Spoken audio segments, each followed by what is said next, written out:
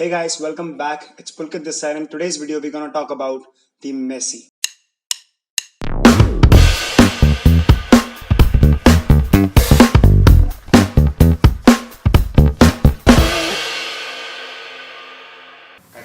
तो यार ये बात पूरी न्यूज में है कि मेसी बार्सिलोना छोड़ रहा है और 20 साल बाद, मतलब वो जब 12-13 साल का था जब बार्सिलोना में आया था, फर्स्ट टाइम नैपकिन पे साइन हुआ था, और आज 20 साल बाद वो 34 का है and he is leaving Barcelona. So after 20 years of service, Messi is finally leaving Barcelona. So how it happened and why it happened? पहली बात, मुझे विश्वास ही नहीं हुआ कि मेसी बार्सिलोना छोड़ रहा है, क्योंकि एक तो इतने टाइम बाद, और दूसरा बहुत अजीब लगेगा उसको कोई और जर्सी पहनते देख. सो अब लेकिन जो हो रहा है, it is what it is. So let's talk about why is leaving. तो मेसी तो कॉन्ट्रैक्ट रिन्यू करना चाहता था, इनफैक्ट बारसा भी चाहती थी, पर और उसने 50% तक कट लेने को भी तैयार था बार्सिलोना के लिए ताकि वो खेल सके. बट एफपीपी के रूल्स की वजह से उसमें कुछ प्रॉब्लम आ रही थी. हो ये रहा था कि जो बार्सिलोना रेवेन्यू बना रही थी उसका 110% वेजेस में जा रहा था बार्सिलोना के प्लेयर्स के. अब उन उसके लिए उन्होंने कई प्लेयर्स को वेजेस कट भी दिए, जैसे कि ग्रीजमैन और जीजी वाइनाल्डम. इनको प्लेयर्स थोड़ा कॉपरेट किया, पर फिर भी वो चीज़ नहीं हो पाई. तो जो मेसी की वजह से, मेसी की सैलरी की वजह से जो सैलरी गैप था वो फिल नहीं हो पा रहा था. वो 110% जा रहा था, जो कि एफ अलाउ नहीं करता है. वैसे मेसी के जाने के बाद भी वो जो परसेंटेज है 110% जो है वो 95% तक आ जाएगा, जो कि ह्यूज डिफरेंस है. बट ठीक है, यू कैन नॉट, वो इतना इतना बड़ा गैप नहीं है कि आप एक मेसी ऐसे प्लेयर को जाने दो, क्योंकि उसकी वजह से लालिगा को कितना रेवेन्यू मिलता है, बारसा को कितना रेवेन्यू मिलता है.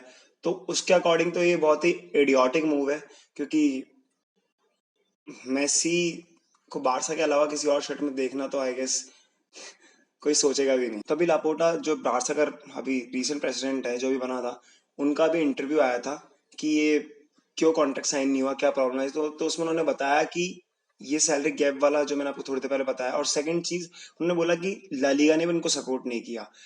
मतलब थोड़ा लीनियंट हो जाते ताकि मैसी को रजिस्टर कर लेते, थोड़े से एफपीपी के रूल में थोड़े चेंजेस हो जाते ताकि मैसी रजिस्टर हो जाता.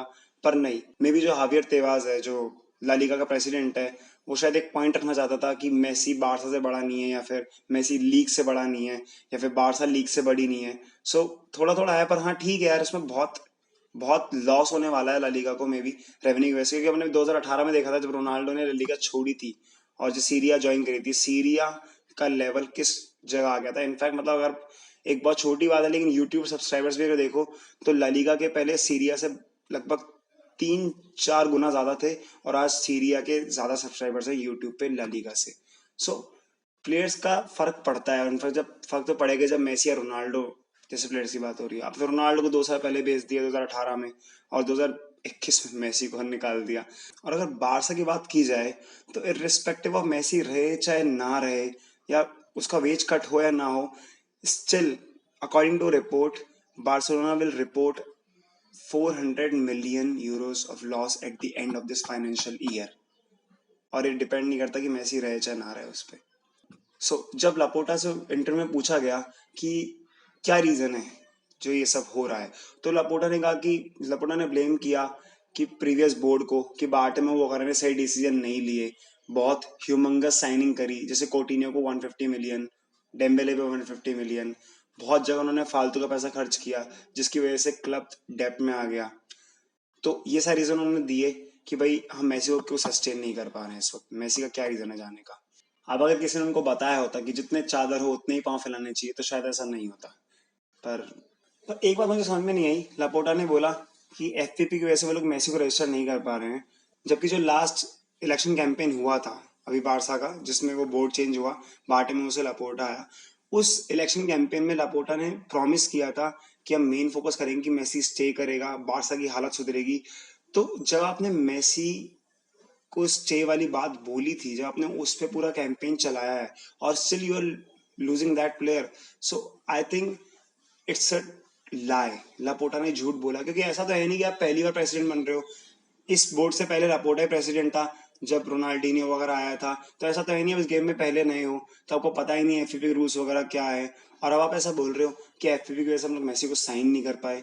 तो मुझे लगता है कि लापोर्टा ने कहीं ना कहीं झूठ बोला अपने इलेक्शन कैंपेन के अंदर। उसको पता था तब भी कि वो मेसी को रजिस्टर नहीं कर पाएगा, क्योंकि बारसा बोर्ड की हालत सबको पता थी, बारसा के इनसाइड्स की हालत पता थी कि क्या है। ऐसा तो है नहीं इस साल इनको पता लगा कि बारसा बहुत डेप में है। ये बात पिछले 2-3 साल से होती आ रही है कि बारसा बहुत डेप में चल रही है, क्योंकि उन्होंने बहुत फालतू पैसा इधर उधर खर्च किया है, सही जगह पैसा खर्च नहीं किया। इसका मतलब लापोर्टा वॉज लाइंग। वो झूठ बोल रहा था अपने कैंपेन के अंदर कि मेसी को स्टे करेगा, उसको इलेक्शन जीतना था, मे बी उसको बारसा का प्रेसिडेंट बनना था इसलिए। और यार सही बताओ ना, अब यही रीजन है कि स्पेन में बैकलैशेस हो रहे हैं बारसा के अंदर कि तुमने ऐसा क्यों। पर हम इंडियंस को तो आदत है, नेता लोग झूठ बोल के निकल जाते हैं, तो कोई दिक्कत है नहीं, ऐसा हमको तो कोई शौक लगा नहीं है। बट हाँ, स्पेन में बार्सिलोना वालों को बहुत शौक लगा है इस बात का। सो आप कह सकते हो यार, it's end of an era. मतलब वास्तव में यार, एक उस वक्त हो गई थी जब रोनाल्डो ने रियल मैड्रिड छोड़ी थी, और उसके बाद अब मेसी ने। तो आई थिंक ला लीगा, अब कौन देखेगा ला लीगा यार, क्योंकि मेसी रोनाल्डो बहुत ज्यादा रेवेन्यू लाते थे, और इनफैक्ट मेसी की वजह से भी काफी रेवेन्यू आ रहा था, पर अब तो वो भी नहीं है। वेल, लापोर्टा बहुत कॉन्फिडेंट है, उसने बोला है कि post Messi era in Barcelona will be very successful. मतलब और अब तो सर्जियो अगुएरो, यार उस इतना तो पागल शायद कोई नहीं बना होगा। वो आए ही शर्त पे था कि मेसी के साथ खेलूंगा, लेकिन ये क्या हो गया।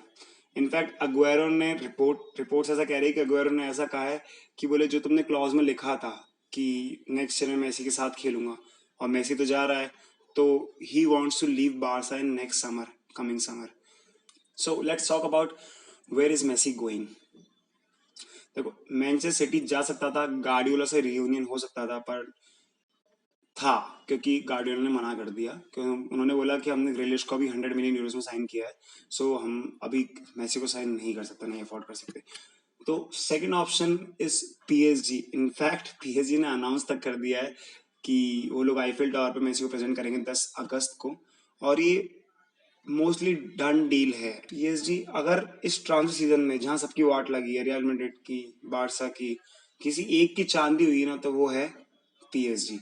हम इस के बारे में दूसरी वीडियो में बात करेंगे, पर फिर भी they manage to sign Messi, Sergio Ramos for free. So let's see what happens. देख पता चल जाएगा 2-3 दिनों के अंदर कि क्या होने वाला है। Till then, like comment share and subscribe. देखो मुझे पता है इस बार वीडियो थोड़ा लेट है, पर मैं किसी काम में फंस गया था, इसलिए मेरा दोस्त साथ में वो भी नहीं है, सो सॉरी फॉर दैट।